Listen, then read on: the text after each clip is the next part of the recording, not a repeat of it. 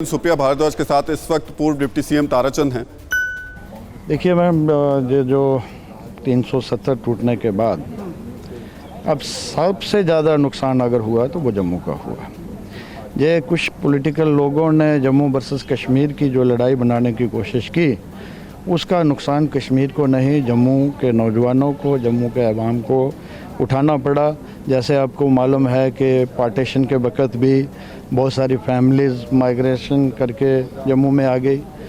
1965 की जंग में भी माइग्रेशन हुई, वो लोग भी जम्मू में आए रिफ्यूजी। 71 में भी जो एरिया पाकिस्तान में चला गया, वो लोग भी जम्मू में ही बसाए गए। 99 बार के दौरान भी जब करगिल वार और ऑपरेशन परिक्रमा की वजह से बॉर्डर पे टेंशन बनी, फायरिंग हुई, तो उस वक़्त के जो रिफ्यूजी आए वो भी जहाँ ठहरे। और मिलिटेंसी की वजह से जो लोग जम्मू की तरफ बढ़े अपने घर बार छोड़ के मिलिटेंसी के डर से, तो उससे भी जम्मू में काफ़ी प्रेशर जो था वो लोगों का बढ़ा, कंजेशन हुई, ज़मीन गम हुई, लोगों ने घर बनाए। और आपकी इतला के लिए कि पुंछ राजौरी हो, चनाब वैली हो, कश्मीर हो, लद्दाख हो, हर जगह से लोग आके जम्मू में बसे हैं। उससे एक तो ज़मीन कम हुई, दूसरा जो बेरोज़गारी है वो बढ़ी है जम्मू में। और जहाँ तक बिजनेस का ताल्लुक़ है, इंडस्ट्री हमारी लगभग ठप पड़ी है, चाहे वो कठुआ की हो, शांबा की हो, विजयपुर, बड़ी ब्राह्मणा, जहाँ अखनूर की इंडस्ट्री। चलिए, तो 370 हटने के बाद सबसे ज़्यादा नुकसान जम्मू को हुआ है, ये पूर्व डिप्टी सीएम ताराचंद का कहना है। लेकिन इरफान, सवाल आज सबसे ज़्यादा महत्वपूर्ण कश्मीर के लिए है और श्रीनगर के लोग इस वक्त क्या कुछ राय मिल पा रही है, लोगों का कुछ रिएक्शन मिल पा रहा है, जो अभी तक नेताओं के रिएक्शन देख करके कुछ कह रहे हैं लोग?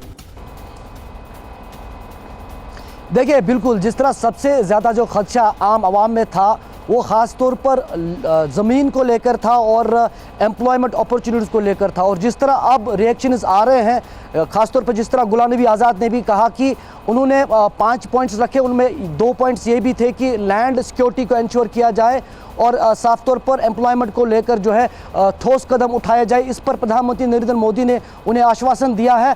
कहीं ना कहीं लोगों का भी ये मानना है कि जो आज का ऑल पार्टी मीट था वो इसलिए भी महत्वपूर्ण था कि क्योंकि बहुत देर से, खासतौर पर धारा 370-35 हटने के बाद आज पहली बार उन्हें केंद्र के सामने इन तमाम नेताओं के जरिए अपने जो मामलात है, जो कंसर्न्स है, वो रखने का मौका मिला। क्योंकि इसमें तमाम दलों के नेता थे और तमाम आइडियोलॉजीज के नेता मौजूद थे, चाहे आखिरी सवाल आपसे की बात करें या गुपकार अलायंस से हटकर।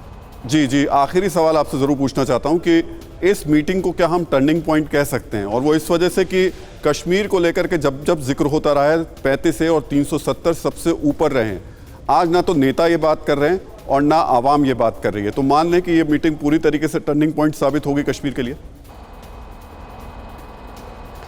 देखिए, बिल्कुल साफ तौर पर जिस तरह इस मीटिंग का कोई एजेंडा नहीं रखा गया था, उससे ये नतीजा निकला कि तमाम नेताओं को इस बैठक में जाना पड़ा, वो मना नहीं कर पाए। क्योंकि कुछ नेता ऐसे भी थे जिनका रवैया जो था वो पहले ही सख्त था। लेकिन अब जब ये बैठक हो गई, तमाम नेता जिनको इन्विटेशन आया था वो इस नेवते पे गए, वहाँ पर मीटिंग में बैठे, तो कहीं ना कहीं एक एंगेजमेंट का प्रोसेस शुरू हो चुका है जम्मू कश्मीर के लिए। और यहाँ की आवाम के लिए जो एंगेजमेंट के प्रोसेस पहली जो कड़ी जो उसकी है वो बहुत अच्छी दिखाई दे रही है, बहुत सकारात्मक उसके नतीजे दिखाई दे रहे हैं। बहुत बहुत शुक्रिया ये पूरी जानकारी देने के लिए। अड़ी सोमवार से शुक्रवार शाम 6 बजे सिर्फ TV9 भारतवर्ष पर।